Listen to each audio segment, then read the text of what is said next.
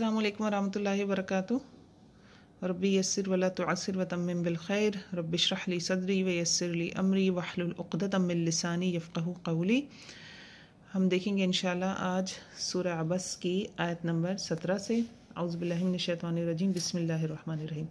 क़ुतिलल इंसानु मा अकफ़रा, मारा जाए इंसान कि क्या सख्त मुनकिर है। किस चीज़ का मुनकिर है? देखें, कुरान की बात हो रही थी कि कुरान को ठुकराते हैं, कुरान पे ईमान नहीं लाते, क्योंकि मक्की सूरह है, अहले मक्का की बात हो रही है। तो यहाँ कहा जा रहा है क़ुतिलल इंसानु मा अकफ़रा, कि मारा जाए इंसान की किस कदर सख्त मुनकिर है। यानी जो अहले मक्का थे कुरान की अज़मत को जानते थे, मतलब अरबी उनकी ज़बान है ना, हम कितनी ही अरबी पढ़ लें, हम कुरान को वैसे नहीं सीख सकते।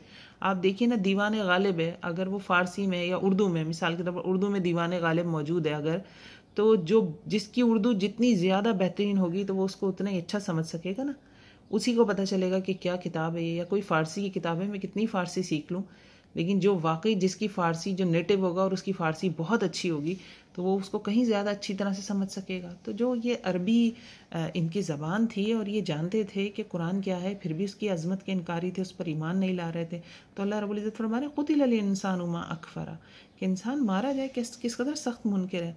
तो उसमें जनरली ये जो डिस्कशन हो रही है ये भी मुराद है, और वैसे भी इंसान कितना इनकार करता है, नाशुक्री कितनी करता है, हम कितनी नाशुक्री करते हैं अल्लाह की नेमतों की। या कुरान की नेमत की बात हो रही है, वैसे भी हम भी कितनी नाशुक्री करते हैं अल्लाह की नेमतों की। कितनी चीज़ें ऐसी हैं जिनकी शुक्रगुजारी हमें करनी चाहिए और हमें याद भी नहीं आती। जब हम वही चीज़ें दूसरों के पास मिसिंग देखते हैं तो हमारी ज़बान से निकलता है अल्हम्दुलिल्लाह।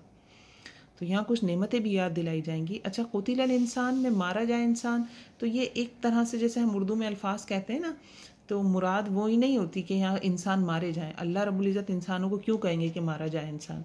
ये अरबी का उस्लूब है बात करने का। यानी इंसान खसारे में है, यानी इंसान क्या कर रहा है, इंसान अपने साथ क्या कर रहा है कि वो कुफ्र करता है, इनकार करता है मेरी नेमतों का। तो मुराद इससे ये है मैंने ये शई इन खला का। फिर अल्लाह रब्बुल इज़्ज़त इंसान को उसकी हकीकत बता रहे हैं, क्योंकि पीछे अकाबिर मुतकब्बिरीन की बात थी, तो उसी हवाले से अल्लाह बता रहे हैं कि इंसान जो इतना तकब्बुर करता है, मैंने ये शई इन खला का, वो देखे तो कि किस चीज़ से अल्लाह रब्बुल इज़्ज़त ने उसको पैदा किया है।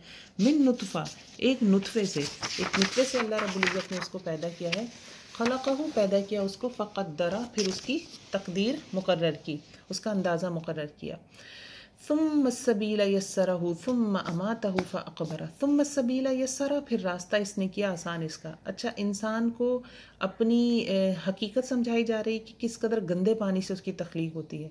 मतलब जो कोई इंसान बहुत तकब्बुर करता है तो वो देखे तो उसकी इब्तिदा कहाँ से हुई।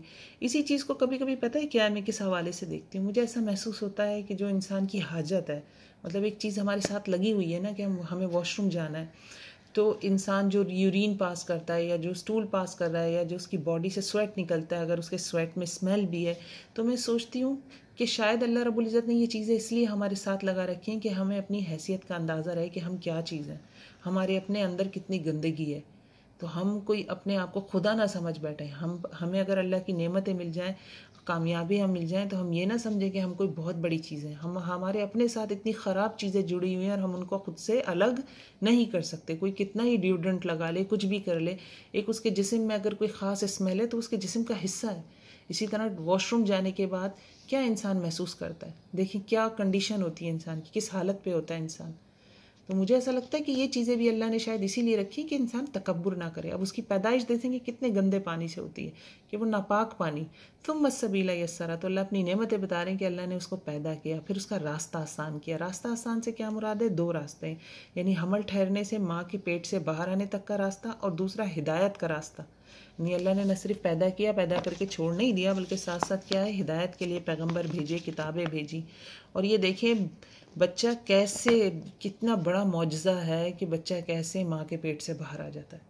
अल्हम्दुलिल्लाह व सुबहान अल्लाह, इससे बड़ी क्या नेमत होगी। सुम्मा अमातहू फ़अक़बरा, फिर मौत दी इसको, फिर कब्र दी इसको। ये भी अल्लाह रब्बुल इज़्ज़त की बहुत बड़ी नेमत है। आप देखिए ना कि कब्र ना मिले, मुर्दों को ऐसे ही बाहर छोड़ दिया जाता तो क्या हाल होता। और मौत भी एक नेमत है अल्लाह की। वो किस तरह से नेमत है? देखिए, अगर इंसान बूढ़ा होता जाए, उसमें कमज़ोरी आती जाए, वो बिस्तर पर लग जाए, लेकिन वो मर नहीं रहा है। अब वो बिस्तर से लग जाए, वो खा नहीं सकता, वो पी नहीं सकता, वो उसको लिक्विड डाइट पे आ गया। और आप देखें कि जो लोग बहुत इस तरह बीमारी का शिकार होते हैं उनको बेड सोर हो जाते हैं, लेटे लेटे उनके जिस्म में ज़ख़म बनना शुरू हो जाते हैं। और अगर ये उसूल होता कि नहीं मौत नहीं आएगी लेकिन बस आप ज़िंदा रहेंगे, तो इंसान का क्या हाल होता। हम खुद अपने माँ बाप को उठाकर शायद कहीं जंगल में फेंक कर आ जाते कि हम नहीं अब इनकी केयर कर सकते। तो मौत भी एक नेमत है, फ़अक़बरा, फिर कब्र भी एक नेमत है अगर इंसान को बाहर छोड़ दिया जाए। जो पारसी हैं उनमें ये है उनका तरीका, अगर मैं गलती नहीं कर रही हूँ तो वो अपने मुर्दों को इसी तरह किसी हाई टावर पे रखते हैं जहाँ पे गिद्ध वगैरह आकर उनको खा लें। और इसी तरह बुद्धिस्ट भी हैं कुछ, वो भी यही करते हैं। तो अब क्योंकि इंडिया में एक बहुत बड़ी कम्युनिटी रहती है उनकी, तो इंडिया में क्योंकि आबादी इतनी ज़्यादा हो गई है कि अब वहाँ पे इस तरह के जंगली परिंदे कह लें आप, वो नहीं होते। कौवे ज़्यादा होते हैं, वो बॉडी ख़त्म नहीं होती। तो उनके जो टावर वहाँ पे बना हुआ है वहाँ पे हाल देखें कि महीनों तक बॉडी पड़ी रहती है, सड़ती रहती है। बाकायदा वहाँ कैंपेन चलाई गई कि भाई खुदा के लिए इनको बर्न कर दिया जाए या कुछ और किया जाए और इस तरह से ना छोड़ा जाए। तो क्यों उनके जो स्कॉलर्स हैं उन्होंने खैर उसको अपोज़ किया। उन्होंने कहा नहीं, ये हमारे रिलीजन का हिस्सा है, हम इसको तब्दील नहीं कर सकते। लेकिन बहरहाल ऐसा है। और जो मैं बुद्धिस्ट का आपको बता रही हूँ उनका ये हाल है कि वो मरने के बाद जो बॉडी होती है इंसान की, उसको बिल्कुल एक जैसे पोटली नहीं बना लेते, कपड़े में लपेट के गांठ लगा दिए, ऐसे पोटली बना के लाते हैं और फिर उसके जो आखिरी रसूमात होते हैं वो अदा होती हैं। और फिर छुरी से उस बंदे के जिस्म में कट लगाए जाते हैं, जगह जगह से उसकी खाल को हल्का हल्का छील दिया जाता है। फिर उसकी गर्दन में रस्सी बांध के किसी खूंटे पे उसको बांध के उसकी बॉडी को ऊंची जगह पे, मतलब जहाँ वो परिंदे हों गिद्ध वगैरह, वहाँ पे उसको छोड़ दिया जाता है। वो गिद्ध आते हैं, खाते हैं। और वो गर्दन में रस्सी बांध के इसलिए बांधा जाता है कि उन्होंने ब्रेन भी खिलाना होता है। फिर जब वो गिद्ध उसको गोश्त सारा खा जाते हैं, हड्डियाँ वगैरह ले जाते हैं, तो फिर वो बंदा आता है जो फ्यूनरल कर रहा है, इन शॉर्ट ये, वो आके फिर किसी हथौड़े से उस बंदे की, क्योंकि सर तो नहीं फाड़ सकते ना आप, गिद्ध कोई सर तो नहीं तोड़ सकते, तो वो किसी हथौड़े से या भारी चीज़ से उसके सर को तोड़ता है, उसका भेजा बाहर निकालता है समहाव।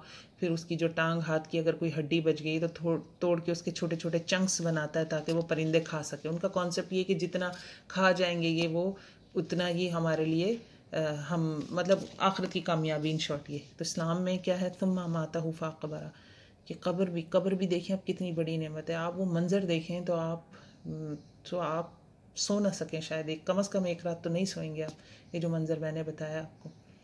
और इसी तरह जो जलाया जाता है मुर्दों को, देखें वो भी कितनी, मतलब आपके अपने बहन भाई हैं, वालिदैन हैं, अब आप उनको जलता हुआ देख रहे हैं, है कि नहीं, ये भी एक तरह की अजियत। और इन्हीं चीज़ों से परेशान होकर देखिए क्रिश्चियंस जो हैं वो टेक्निक्स इंट्रोड्यूस कर रहे हैं कि किसी तरह बॉडी को जो है डिज़ोल्व कर दिया जाए। और उन्होंने बाकायदा इस तरह की चीज़ें निकाली हैं, क्योंकि वो बंद करते हैं पूरे बॉक्स में जो कैस्केड होता है, उसके लिए ख़र्चा है, उसके लिए लकड़ी चाहिए। लकड़ी वैसे ही आपको पता है आजकल दरख्तों की क्या कमी है, तो वो भी नए नए तरीके ढूंढ रहे हैं। केमिकल के तौर पे करते हैं, केमिकल में बॉडी डिप कर देते हैं, फिर वो पूरी बॉडी बिल्कुल घुल जाती है उसमें, और फिर उसके बाद उसको एज अ फर्टिलाइज़र यूज़ कर रहे हैं। ये भी एक टेक्निक आई, मुख्तलिफ टेक्निक्स आई हैं, उस पर भी आप जाके देखें।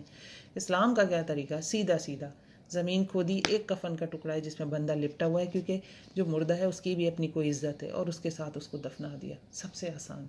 थुम्मा माता हुफा अकबरा थुम्मा इज़ा शाअ अंशरा, और जब अल्लाह रब्बुल इज़्ज़त चाहेंगे क्या करेंगे, इंसान को खड़ा कर देंगे। ये कब होगा, आखिरत की बात है। तो यहाँ तक आयत नंबर 22 तक कुछ नेमतें हैं, फिर मज़ीद आगे नेमतें आती हैं। कल्ला लम्मा यक़दी मा अमरा, हरगिज़ नहीं पूरा किया इंसान ने, अल्लाह ने जो उसको हुक्म दिया। यानी इतनी नेमतें पाकर भी हमारा क्या मामला है, हम भटके हुए ही हैं।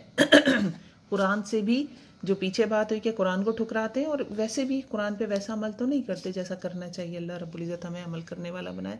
फ़लयंज़ुरिल इंसानु इला तआमी, बस चाहिए कि इंसान देखे अपने खाने को। फिर नेमतें गिनवाई जा रही हैं। अन्ना सबबनल मा असब्बा, बेशक हमने उंडेला पानी उंडेलना। अब देखिए कितनी बड़ी बात है, कितना बड़ा प्लैनेट अर्थ है, और किस तरह से अल्लाह रब्बुल इज़्ज़त ने पानी के रिजर्वायर्स बना रखे हैं। वो जो बर्फ़ जमी हुई बर्फ़ की हालत में होते हैं, ख़ास वक्त पे पिघलते हैं, आते हैं। सारा पूरे साल का पानी एक दफ़ा बारिश की तरह बरस जाता तो क्या होता, सब समंदर में मिल जाता। या साल में एक दफ़ा नहीं होता, 2 साल बाद बारिश होती तो क्या होता। बारिश भी होती है, ओस गिरती है, ओले गिर रहे हैं, फिर वो समंदर का पानी, सॉरी पहाड़ों पे पानी जमा हुआ है, ग्लेशियर्स हैं वो मेल्ट होते हैं, आहिस्ता आहिस्ता पानी आता है, पूरा सिस्टम। अन्ना सबबनल माअ सब्बा, कि हमने पानी उंडेला, पानी उंडेलना। थुम्मा शक़क़नल अर्द शक़्क़ा, और फिर फाड़ दी हमने ज़मीन को फाड़ना। अब देखिए कैसे एक छोटी सी कोंपल होती है, कितनी नरम होती है। अल्लाह अकबर, मैं देखती हूँ तो मैं कहती हूँ सुभान अल्लाह, पाक है अल्लाह, कोई इंसान कैसे ये चीज़ें करे कि वो इतनी नरम कोंपल होती है और वो फाड़ कर ज़मीन को बाहर आ जाती है। अल्लाह अकबर, अल्लाह अकबर। बिल्डिंग की दीवार पे दरख्त निकले हुए होते हैं, छोटे छोटे पौधे, दरख्त तो नहीं कहना चाहिए लेकिन कुछ मजबूत भी देखे मैंने। वो एसी का पानी जहाँ गिर रहा होता है वहाँ दीवार फटती है, वहाँ से एक पौधा बन गया वहाँ पे। इवन जो रोड होते हैं, जो देखा ही है आपने रोड कितने सख्त हैं, मैंने रोड फटे हुए और उसमें से कोंपलें निकली हुई देखी हैं। अल्लाह अकबर।